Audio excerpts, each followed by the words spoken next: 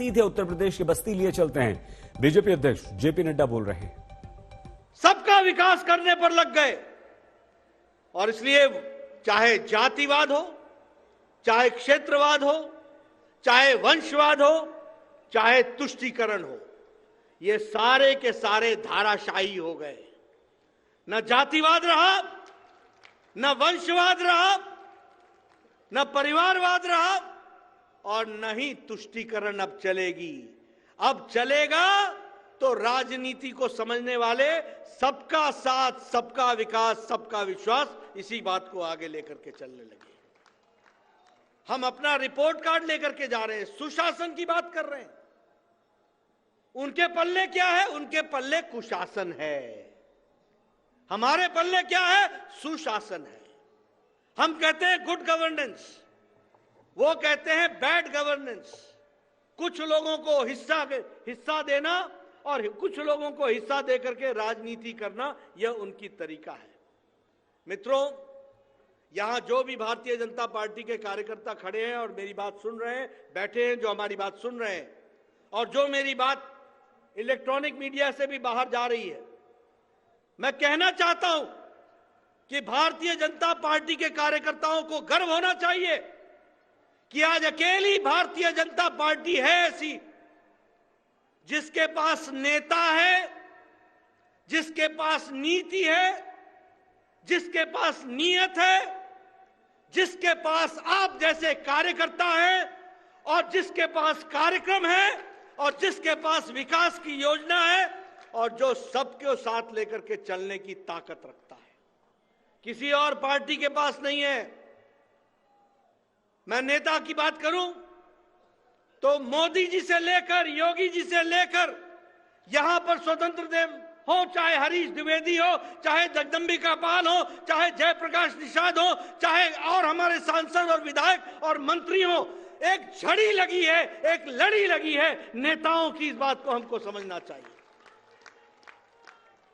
उनके पास मैं अकेला ही चला था, अकेला ही हूं।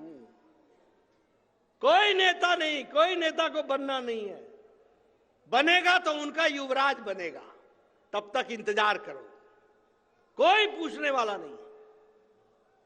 यह परिवारवाद की पार्टी का एक, जिसको हम कहते हैं कि जो उन्होंने मुसीबत सही है। लेकिन हम अगर अपनी पार्टी की बात करें तो हमारे पास नेता भी है, नीति भी है, नीयत भी है। नीयत, उनकी तो नीयत ही नहीं है, दिखती ही नहीं है। हमारे पास कार्यकर्ता है, उनके पास तो वो हैं जिनको ये लालच लगा हुआ है कि अगर उनकी सरकार आती है तो थाना तुम्हारा, सब डिवीजन तुम्हारा, फलाना तुम्हारा, ये तुम्हारा।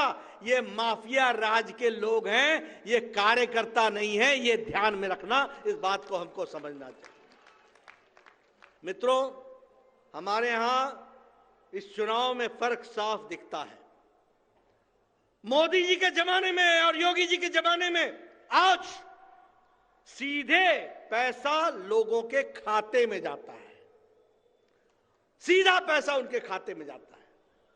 और जब अखिलेश का जमाना था तो सीधा पैसा उनके खाने के लिए जाता था, वही खाया करते थे, अपना ही उपयोग करते थे, किसी और का उपयोग नहीं करते थे। जनधन योजना के तहत जब लोगों ने मजाक उड़ाया कि मोदी जी क्या जनधन योजना चला रहे हो, अरे कोरोना के दौरान 20 करोड़ महिलाओं को 500 रुपए पूरे 3 महीना लॉकडाउन में सीधा पैसा उनके खाते में पहुंचाया। यह मोदी जी की योजना रही, इसको भी हमको ध्यान में रखना चाहिए।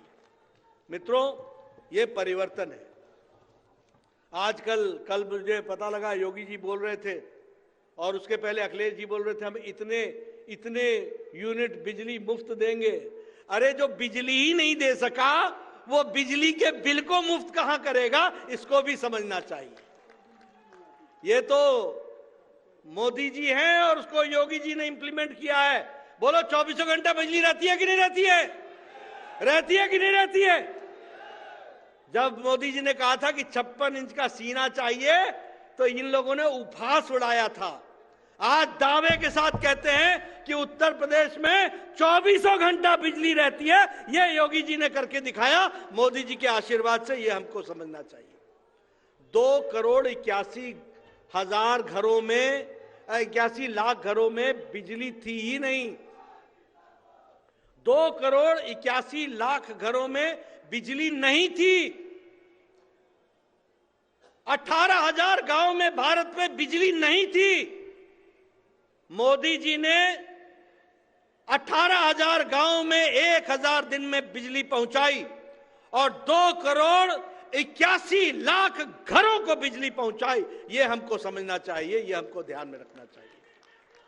और उत्तर प्रदेश में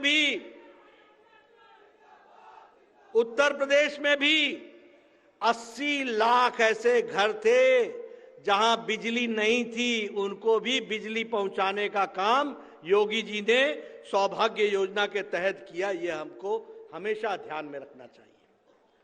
आजकल लोग महिला सशक्तिकरण की बात कर रहे हैं।